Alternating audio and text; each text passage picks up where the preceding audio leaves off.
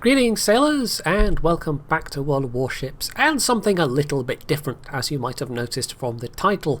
This is a replay that I took from the Replays WoWS website, which is where you can basically put your replays up for the world to see. So this isn't one that's been sent to me specifically by anyone. This is one I have gone and taken myself from replays that have been made publicly available, and I haven't really done that before. I have once or twice seen a good score screen on Reddit or somewhere and pinged the person that put it up to say, can I show this replay? This looks like a really good game. In fact, there was a Minotaur game a little earlier this year that fit exactly that criteria.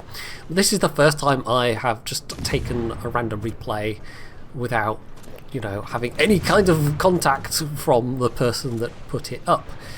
And the reason for that is that I didn't have any view replays, any Patreon replays, or even any of my own replays available to use as of recording this video. So I figured I would go where there are replays and just get one of those instead. So this might be a regular thing, a semi-regular thing. I'm really just doing it at the moment to fill in a gap, but you know, if people like the idea of me just going and finding interesting kind of well played replays that are public games, then yeah, I know that could be another strand of warships on this channel potentially. So this is, and I hope I'm pronouncing this correctly, I've already fallen over. SevgisizBuyudum. There you go. I hope that was kind of at least semi-correct. It's Turkish and it means something in Turkish and I've forgotten what already. I'm presuming this is therefore then a Turkish player, but who knows. Anyway, as you can see, they are sailing around in the USS Kid, which is a premium Tier 8 US destroyer. It's good matchmaking for the Kid, very good matchmaking. And this overall is arguably one of the best gunboats that you can find on the American nation overall. Although not on the tech tree, obviously, because this is a premium ship. The reason for that principally comes down to the heel. I don't think there's any other US destroyer that has a heel. I think this is still unique in that regard. On top of that, you've got your fast firing US guns, you have got US smoke, and really the only true downside is that you only have a single torpedo launcher, and the American torpedoes at this tier are not fantastic. They're okay. They hit pretty well, but they're fairly slow, and the reload is not anything particularly special. So the fact that you have half the torp armament of the Benson, it's not as big a downside as you might think, just because the heel is such a huge asset.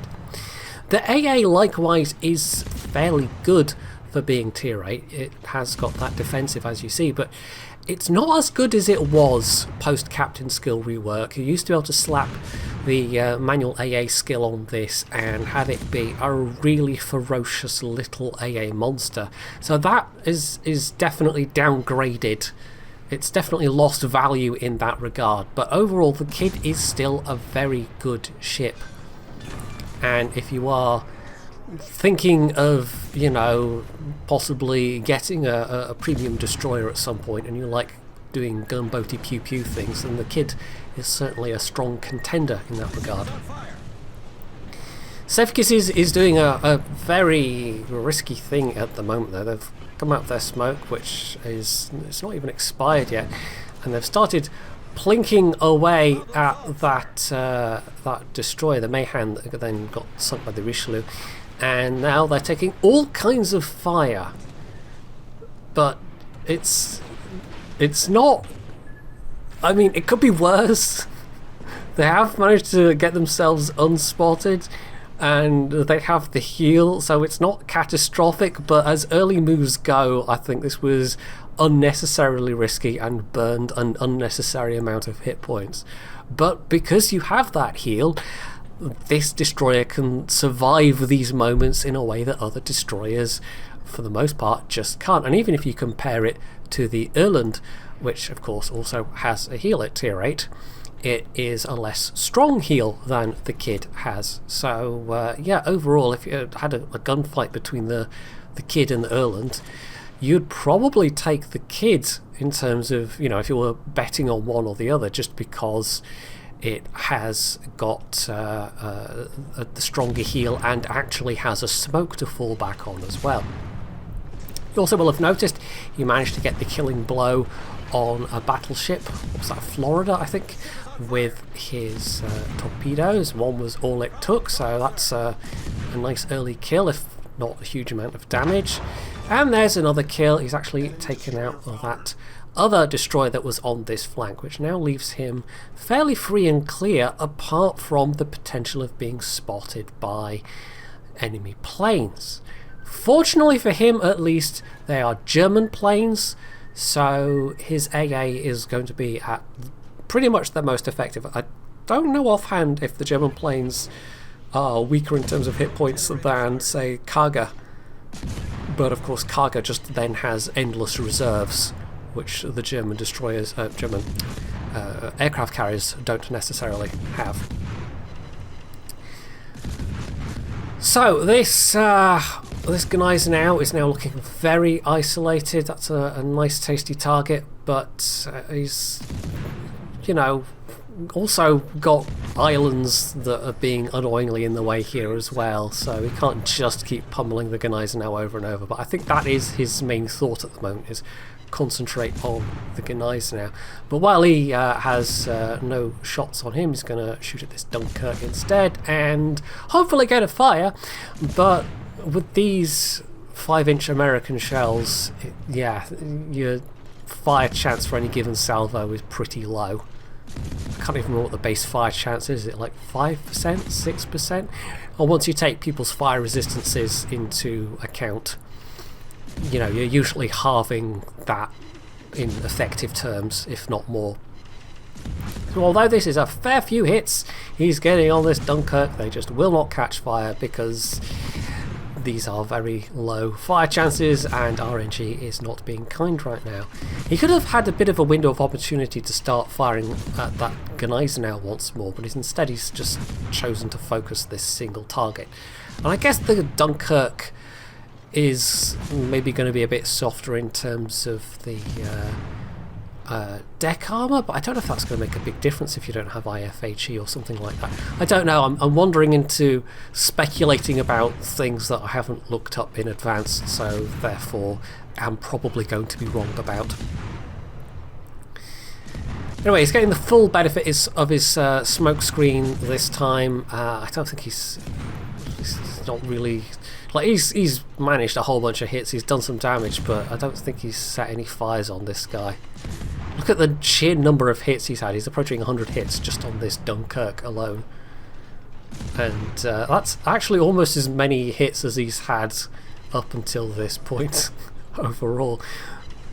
Anyway, now his smoke's going, so he's going to get moving once again. Takes a bit of a pot shot at the Gneisenau. The Gneisenau does, with their dying torps, kill the key, but, you know, mutual annihilation, so at least the Gneisenau is dead as well. But having lost a tier 8 battleship for that is maybe not great. And while this has all been going on, of course, there's all been plenty of action on the other flank as well, which has left both teams relatively equal in terms of ships and points, although the enemy team are ahead on both counts. A lot of how this game has turned out has just been down to it being a standard game, and I think their team had more forces on this flank, the enemy team had more forces on the enemy flank overall, and so it's just been the usual carousel that you tend to see a lot in standard games. He could open fire again here, but he's actually out of hit points he can heal at the moment, so versus a light cruiser, that might be a bit risky, although this must be looking tempting right now, this Galissoniere, even just to get the kill. But of course, oh, there we go, can't resist the temptation. But of course, that Dunkirk is still back there as well. So he does get the kill. He's hoping the Dunkirk's firing on other things, and yes, they are. Or at least I'm assuming he's hoping the Dunkirk's firing on other things. Of course, as I said, this was a replay plucked from WoW's replays, so I have no, anything from this player. I sometimes get notes along with these, or even quite detailed breakdowns of what people were doing and thinking at any given moment, but a lot of the time it's just kind of guesswork, and now especially so. So there's a fire, finally.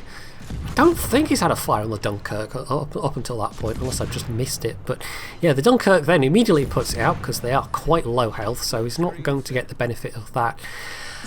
What's maybe more concerning than a low health Dunkirk is, there's another low health battleship there, the North Carolina, but that Vladivostok is looking very healthy, and the remaining enemy destroyer is coming up on that side as well.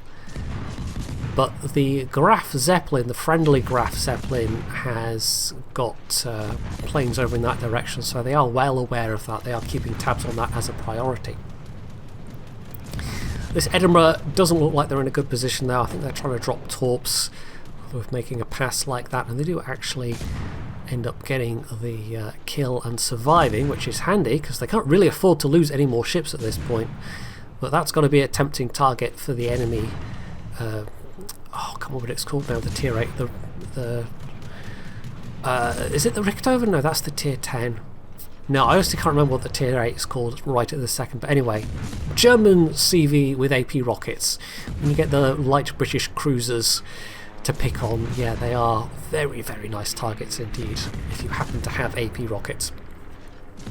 Anyway, that Vladivostok is just wading in and using and abusing their armour, and that's more fires from Sevgiziz and I think other people there. That's multiple fires at that point, but this is kind of desperation at this point. The Synop's just gone down, and that just leaves them with one battleship, and there's also plenty of planes about, so the chances of Sevgiziz actually getting a sneaky torp drop in here are probably not that high. So instead he is just relying on his smoke to pew pew away. And he does have one more after this that he can use as well, which I think is going to be very, very useful. I think he's going to end up definitely needing it. So torpedoes out. He's still spotted for the time being from firing his guns, obviously, that brief window, and I think he's got his AA guns turned on at the moment as well, unless the... Yeah, no, he definitely does. I was thinking unless the replay is derping, but yeah, he's helping out a bit against those AP dive bombers from the Parseval. There we go, that's what it's called. So the jig is up in terms of, well, I'm definitely spotted, I might as well keep firing. He does, but now he's got the problem of that Kagero just took down the surviving battleship, and none of his torpedoes are going to hit this surviving battleship in return. The Kagero at least is going to have to wait to reload to put torps into his smoke potentially, and this is maybe where you could point at their Graf Zeppelin having not kept tabs on the Kagero. That would have certainly been exceedingly useful. But it's that kind of situation where unless you have to go slow in a battleship unless you're going to drive past somebody, in which case it's kind of up for grabs as to who gets lucky with getting shots off first and hitting the enemy battleship citadel. So it was not an enviable position for that last surviving battleship. Certainly, having to choose between getting either torpedoed from the north or doing a drive-by that was just as likely to get you sunk.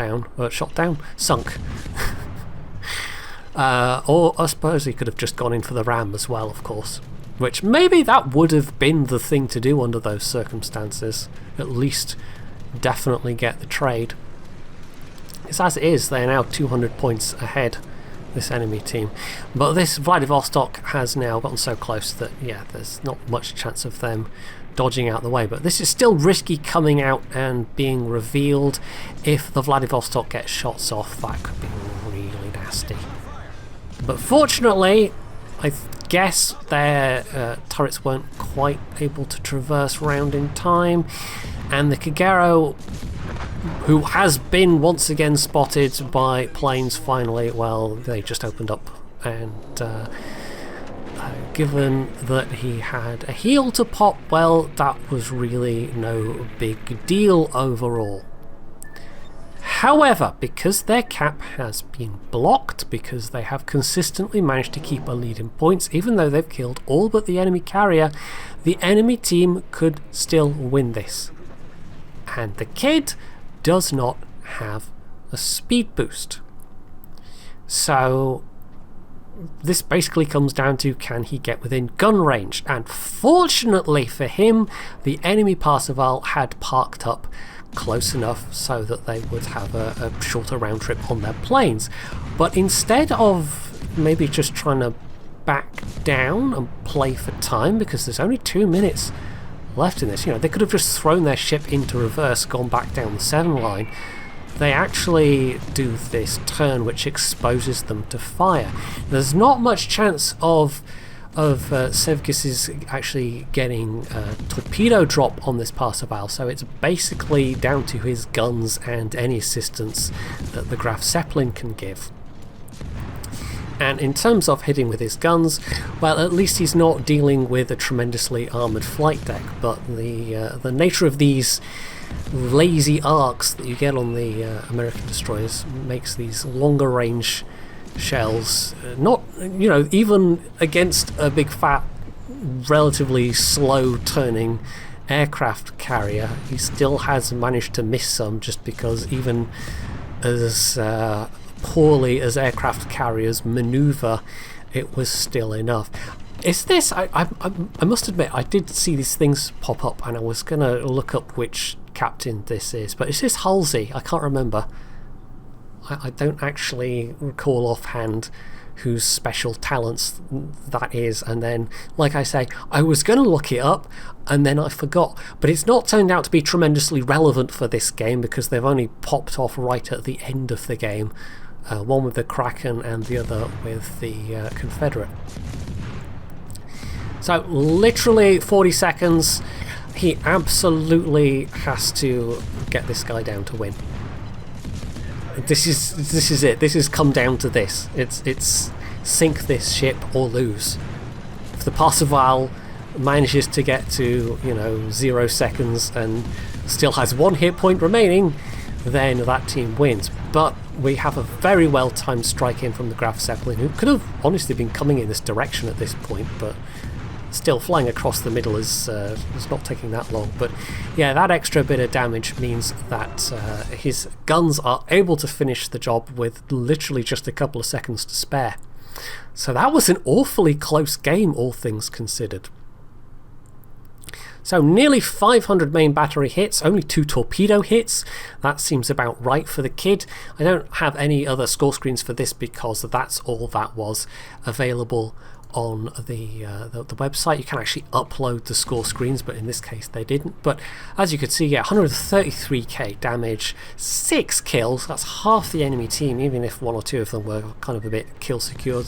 And he did actually get to show off the power of the Kid AA against weaker tier 8 carrier planes as well. He had a total of 24 air kills at the end of that. So yeah, overall that was a very good Kid game, and a bit of a nail-biter of an ending, all things considered. So if you enjoyed this replay and the idea of just picking out occasional random ones that have been publicly put up on Replays WoWs, then you can hit the like button, you can leave relevant feedback below, you can sub to my channel if you haven't already, and as always, stay tuned for more.